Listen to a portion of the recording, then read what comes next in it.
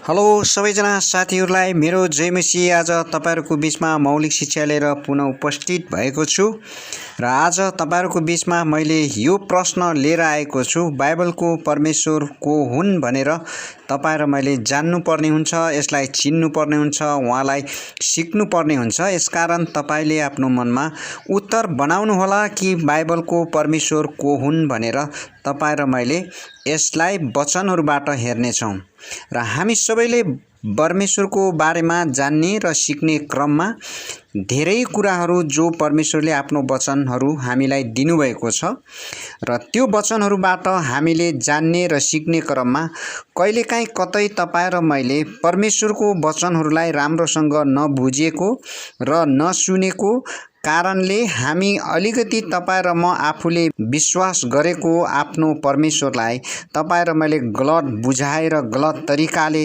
पनि हामी बाइबलमा परमेश्वरलाई बुझ्न र सिक्न अलिकति हाम्रो जीवनमा समस्या आउन सक्छ। यसकारण हामी सबैले यो बाइबलको परमेश्वर को हुन् भनेर हामीले त्यस वचनहरूबाट चिन्ने र जान्ने तपाई र मैले बुझ्नु अति आवश्यक हुन्छ।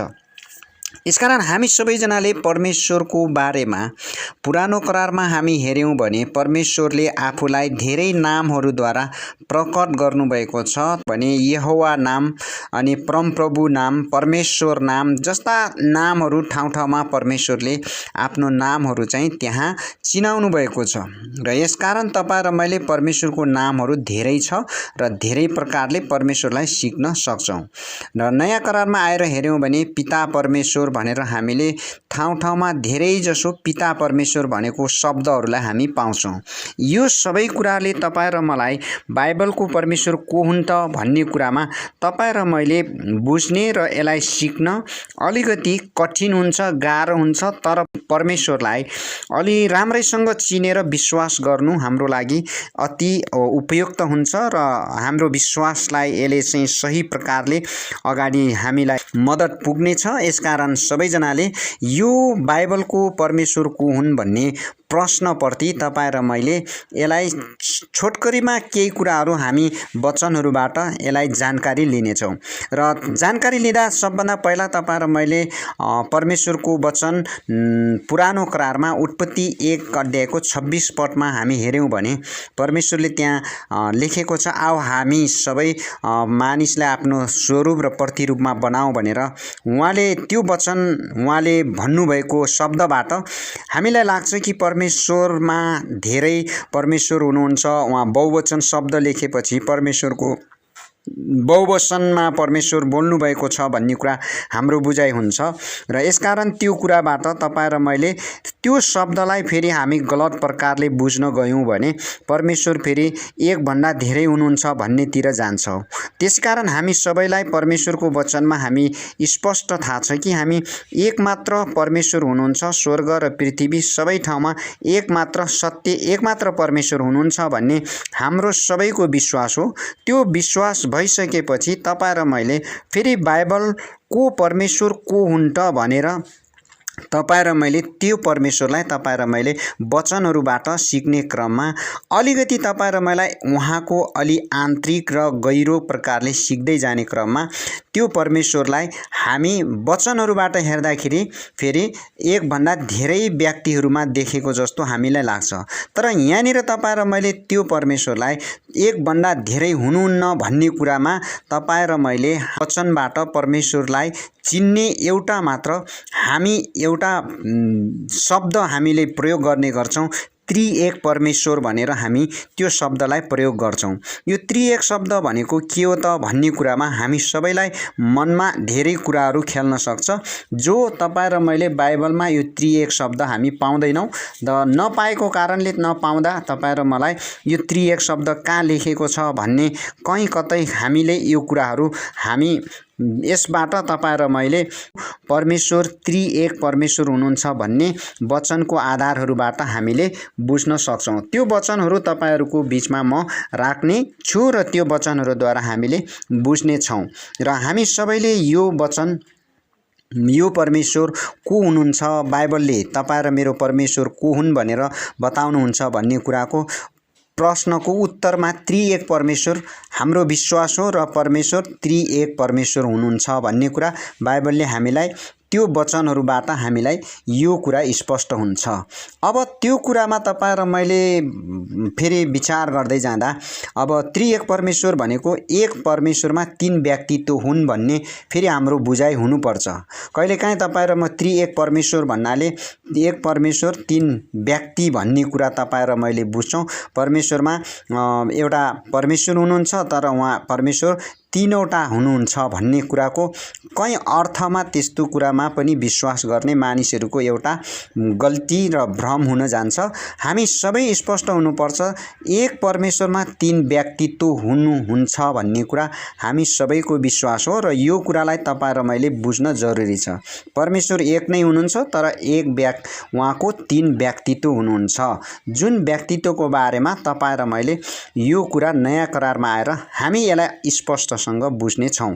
यसैकारण हामी सबैले बाइबलको परमेश्वर को हुन् त भन्ने विषयमा छलफल गरेर हेर्दै गर्दा हाम्रो परमेश्वर त्रिएक परमेश्वर हो भन्ने कुरा तपाईँ र मेरो परमेश्वरको मुख्य रूपमा बाइबलको परमेश्वर त्यो नै हो, त्रिएक परमेश्वर हो।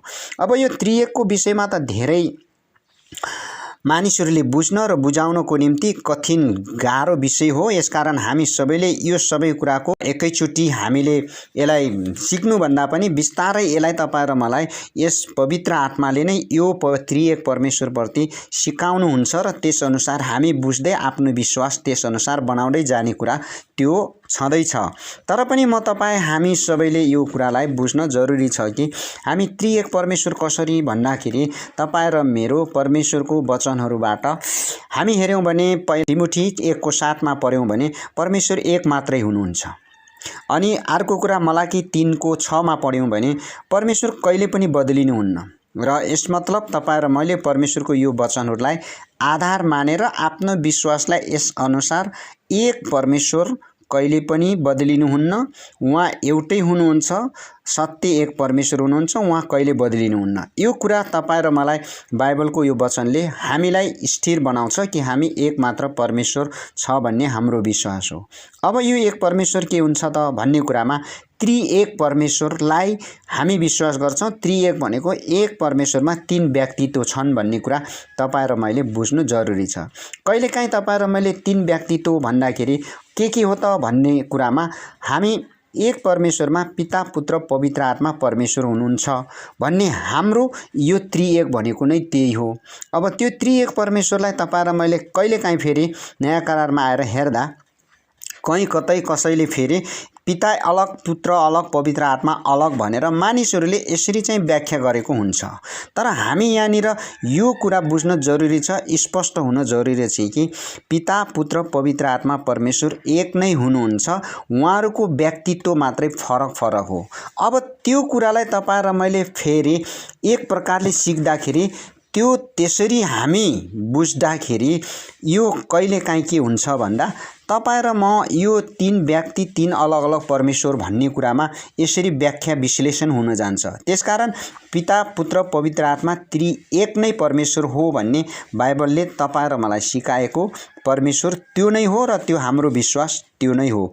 र अब हामी यो कुरालाई वचनहरूबाट स्पष्ट हुनको निम्ति म तपाईहरुलाई मत्तीको 28 अध्यायको 19 पदमा हामीले हेर्यौं भने परमेश्वरको वचनले त्यहाँ हामीलाई भनेको वचनहरू छ कि त्यहाँ सबै वचनहरू म पढ्दैन, तर हामीलाई याद छ कि परमेश्वरको वचनले तपाईँ र मलाई प्रभु येशू ख्रीष्टले पिता पुत्र पवित्र आत्माको नाउँमा बप्तिस्मा ल्याऊ भनेर हामी बप्तिस्मा लिँदा यही पिता पुत्र पवित्र आत्माको नाउँमा बप्तिस्मा लिन्छौं र यो चाहिँ तपाईँ र मेरो परमेश्वर एक परमेश्वरलाई तपाईँ र मैले बराबर समान रूपले उहाँलाई के गरेका छौं, हामी विश्वास गरेका छौं। अर्को कुरा तपाईँ र मलाई हामी आशीर्वाद प्रार्थना गर्दा 2 कोरिन्थी 13:14 पदमा पनि हामी पाउँछौं, येशू ख्रीष्टको अनुग्रह पिता परमेश्वरको प्रेम र पवित्र आत्माको संगति र सहभागिता भनेर हामी यो आशीर्वाद प्रार्थना गरेर आमेन भन्छौं। यहाँ पनि परमेश्वरले आफूलाई एक परमेश्वर सबै तीन एक व्यक्तित्वमा समावेश गरेर उहाँ ले आफूलाई प्रकट गर्नुभएको कुरा हामी पाउँछौँ। यसको साथसाथै तपाईँ र मलाई येशू ख्रीष्टको वचनमा बोल्नुहुँदा जसले मलाई प्रेम गर्छ त्यसले मेरो वचनहरू पालन गर्नेछ र मेरो वचन पालन गर्नेलाई पिताले प्रेम गर्नुहुनेछ र हामी त्यस कहाँ आउनेछौँ। जो तपाईँ र मैले यूहन्ना 14 अध्यायको 23 पदमा हामीले पढ्यौँ भने जसले मलाई प्रेम गर्छ त्यसले मेरो वचन पालन गर्नेछ र मेरो पिताले त्यसलाई प्रेम गर्नुहुनेछ र हामी त्यस कहाँ आउनेछौँ र त्यससँग बास गर्नेछौँ। यहाँनिर तपाईँ र मैले बुझ्न खोजेको कुरा येशूले एउटा वचन एउटा शब्द उहाँ हामीले ध्यान दिने कुरा हामी त्यस कहाँ आउनेछौँ भन्ने कुरालाई हामीले यो कुरा बुझ्न पर्छ। र यसबाट तपाईँ र मलाई स्पष्ट थाहा हुन्छ कि बाइबलको परमेश्वर को हुन् त भन्ने कुरामा बाइबलको परमेश्वर पिता पुत्र पवित्र आत्मा त्रिएक परमेश्वर हुन् र हामी त्रित्वमा विश्वास गर्छौँ र त्यो त्रित्व परमेश्वर यो कारणले हामी सबैले बाइबलको परमेश्वरलाई तपाईँ र म मुख्य रूपमा त्रिएक परमेश्वर मान्नु हाम्रो लागि एकदमै असल छ।